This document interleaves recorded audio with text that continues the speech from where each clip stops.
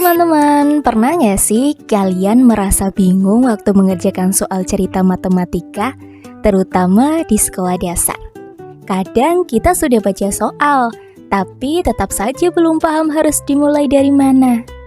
Di video ini kita akan belajar satu model pemecahan masalah yang sangat terkenal dalam matematika, yaitu model Polya. Model ini bersifat 4 langkah sederhana yang bisa membantu kita menyelesaikan soal cerita secara lebih terarah dan sistematis. Yuk kita kenalan dulu dengan siapa itu George Polya, lalu kita pelajari 4 langkahnya dan lihat contoh penerapannya pada soal cerita matematika sekolah dasar.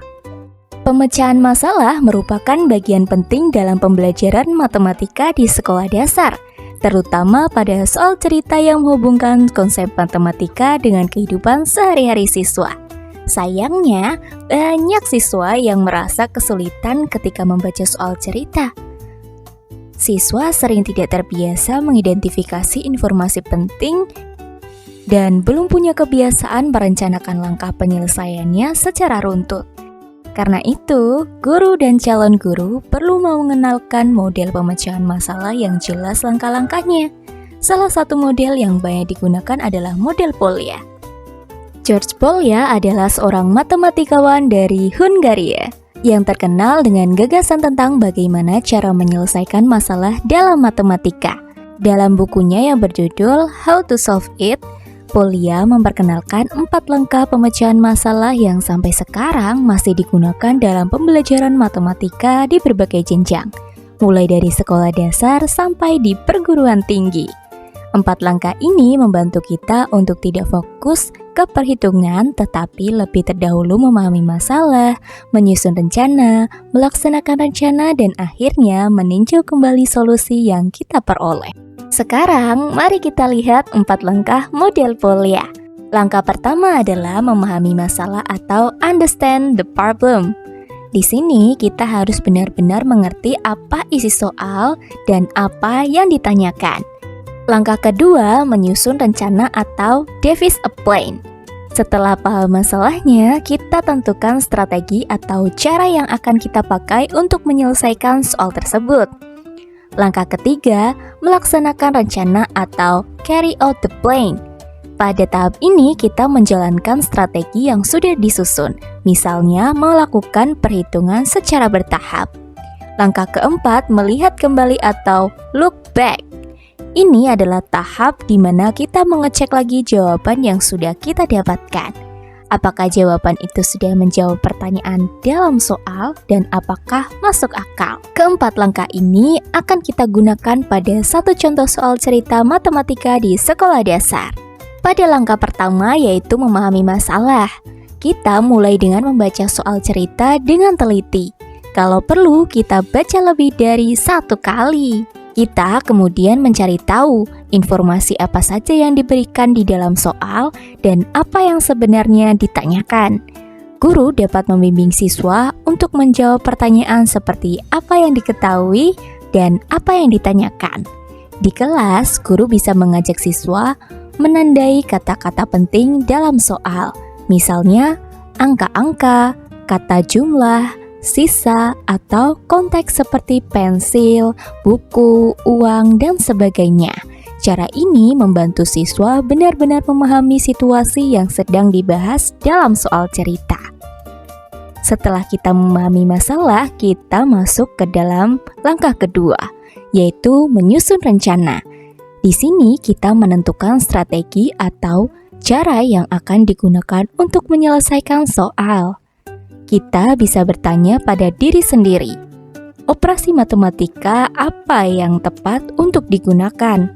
Apakah kita perlu menjumlahkan, mengurangkan, mengalihkan, atau membagi? Atau mungkin kita bisa menggambar garis bilangan, tabel, atau gambar sederhana untuk membantu. Guru dapat membantu siswa dengan mengajukan pertanyaan seperti, strategi apa yang bisa kita pakai?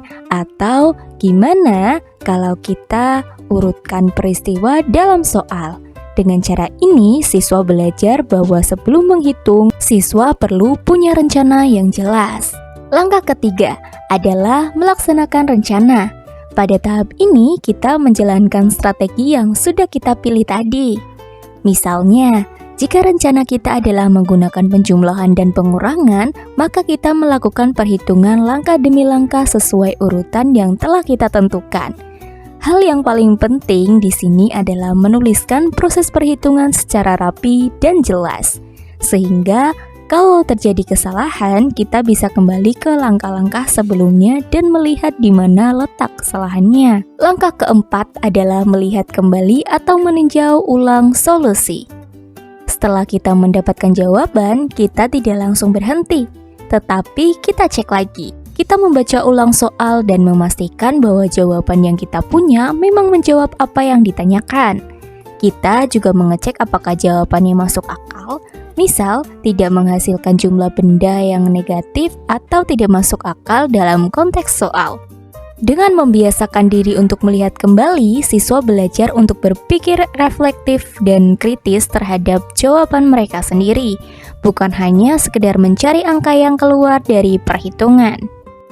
Sekarang, mari kita lihat satu contoh soal cerita sederhana. Misalnya, di sebuah kelas Rani memiliki 12 pensil. Ia meminjamkannya 5 pensil kepada temannya, lalu membeli lagi 3 pensil di koperasi sekolah. Pertanyaannya, berapa pensil Rani sekarang? Pertama, kita gunakan langkah memahami masalah. Kita identifikasi. Yang diketahui adalah Rani punya 12 pensil, meminjamkan 5 pensil, lalu membeli 3 pensil. Yang ditanyakan adalah jumlah pensil Rani sekarang. Kedua, kita menyusun rencana. Rencana kita adalah hitung dulu pensil yang tersisa setelah dipinjamkan, kemudian tambah pensil yang dibeli. Artinya, kita akan menggunakan operasi pengurangan dan penjumlahan. Ketiga, kita melaksanakan rencana. Setelah meminjamkan jumlah pensil Rani menjadi 12 dikurangi 5, yaitu 7 pensil. Setelah membeli lagi 3 pensil, jumlah pensilnya menjadi 7, ditambah 3 yaitu 10 pensil. Keempat, kita melihat kembali. Kita cek lagi urutan kejadian dalam soal dan mencocokkan dengan perhitungan. Dari awal 12 pensil, berkurang 5 menjadi 7, lalu bertambah 3 menjadi 10. Jawaban 10 pensil tampak masuk akal dengan konteks soal. Dengan cara ini, kita bisa melihat bagaimana 4 langkah Polya membantu penyelesaian soal cerita secara runtut. Penggunaan model Polya dalam pembelajaran matematika sekolah dasar memberikan banyak manfaat. Pertama, model ini membantu siswa menyelesaikan soal cerita secara bertahap, mulai dari memahami masalah hingga memeriksa kembali jawaban. Kedua, model Polya melatih kemampuan berpikir kritis dan sistematis. Siswa belajar bahwa sebelum menghitung, siswa perlu menganalisis informasi dan memilih strategi yang tepat. Ketiga, bagi guru, model ini memberikan struktur pembelajaran yang jelas.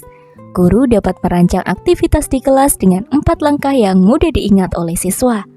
Guru juga dapat menyiapkan lembar kerja yang berisi kolom memahami masalah, menyusun rencana, melaksanakan rencana, dan melihat kembali. Siswa diminta menuliskan isi tentang kolom tersebut sehingga proses berpikir siswa menjadi lebih terarah.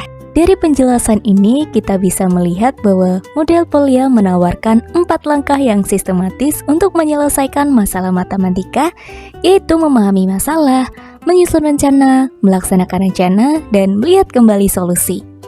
Dalam konteks pembelajaran di sekolah dasar, model ini sangat bermanfaat untuk membantu siswa mengatasi kesulitan pada soal cerita dan membangun kebiasaan berpikir yang lebih runtut.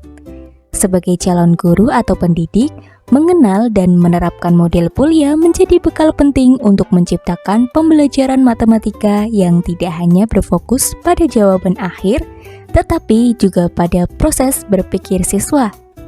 Terima kasih sudah menyimak video ini. Jangan lupa praktikkan 4 langkah Polya saat mengerjakan soal cerita matematika. Sampai jumpa di video berikutnya.